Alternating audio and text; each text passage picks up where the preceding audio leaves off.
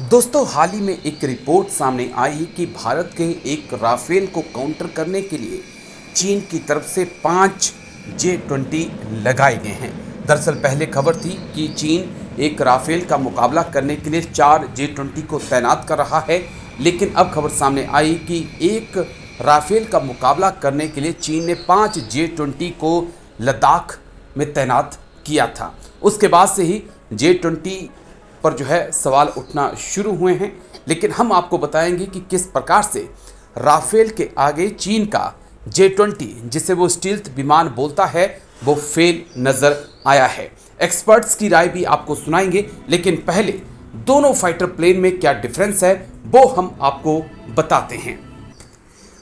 अगर दोनों ही double engine वाले विमान हैं, वॉरहेड की बात करें, J-20 24,500 किलो ले जा सकता है और 37,000 किलो राफेल ले जा सकता है। स्पीड की बात करें, J-20 2223 किलोमीटर प्रति घंटा और राफेल की 2130 किलोमीटर प्रति घंटा, यानी कि यहाँ पर J-20 थोड़ा आगे है। ऊंचाई की बात करें तो 50,000 फीट तक J-20 जा सकता है, लेकिन भारत का राफेल 65,600 फीट तक जा सकता है। ये यहाँ पर राफेल आगे है। कॉम्बैट रेडियस की बात करें तो 3,700 किलोमीटर जो है वो J-20 का कॉम्बैट रेडियस है। राफेल की बात करें तो 3,400 किलोमीटर जो है वो राफेल का रेडियस है, यानी कि कह सकते हैं कि दोनों ही विमान टक्कर के हैं। हमने दोनों को लेकर group captain UK Debnath sir से बात की, सुनिए। गलवान में जब भारत तथा चीन की फौज के बीच में झड़प हुई तो उसके तुरंत बाद भारत की सरकार ने इंडियन आर्मी को और इंडियन एयरफोर्स को पूरी तरह से अलर्ट कर दिया। इस अलर्ट के तहत इंडियन एयरफोर्स ने अपने जो फ्रंट लाइन फाइटर एयरक्राफ्ट हैं, जैसे कि रफाल, सुखोई 30, इन सब को फॉरवर्ड लोकेशंस में डिप्लॉय कर दिया। एक फाइटर एयरक्राफ्ट की टुकड़ी को लेह में भी तैनात कर दिया गया।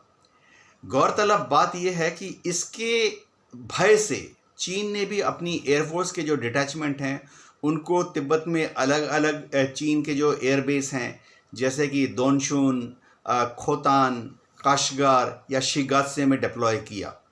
चीन की एयरफोर्स ने अपनी एयरफोर्स के J-10, J-16 और लेटेस्ट स्टेल्थ फाइटर विमान J-20 को भी डिप्लॉय किया। इंटेलिजेंस की मदद से हमें हमारी एयरफोर्स को इन सब डिप्लॉयमेंट्स की मिनट टू मिनट जानकारी रहती थी और इंडियन एयरफोर्स को पूरा भारत सरकार ने हक दिया कि वह ज़रूरत के मुताबिक चाइनीज़ PLA एयरफोर्स के विरुद्ध कोई भी कार्रवाई ले सकती है। इसके तहत ये देखा गया कि चाइना के जो PLA के जो J-20 विमान थे वो अक्सर गश्त देते हुए LAC के काफ़ी करीब आ जाते थे। कई बार ऐसी भी बातें उठती हैं कि J-20 तो स्टेल्थ विमान है, तो इंडियन एयरफोर्स के रडार पर कैसे पकड़ा जाएगा। ये बहुत ही इंटरेस्टिंग पॉइंट ऑफ व्यू है।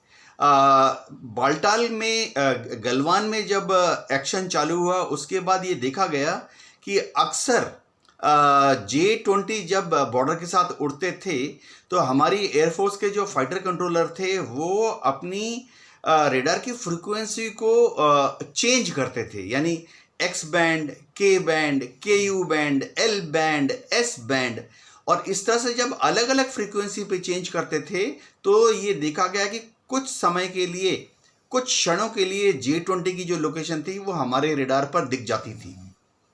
तो अगर चीन के साथ युद्ध हुआ और J-20 को उन्होंने भारत की सीमा की तरफ, LAC की तरफ भेजा, तो हमें हमारे जो फाइटर कंट्रोलर हैं, रेडार कंट्रोलर हैं, उनके पास अलग अलग तकनीकें हैं जिसकी मदद से हम लोग J-20 को ढूंढ निकालेंगे और आसमान में शूट डाउन कर देंगे।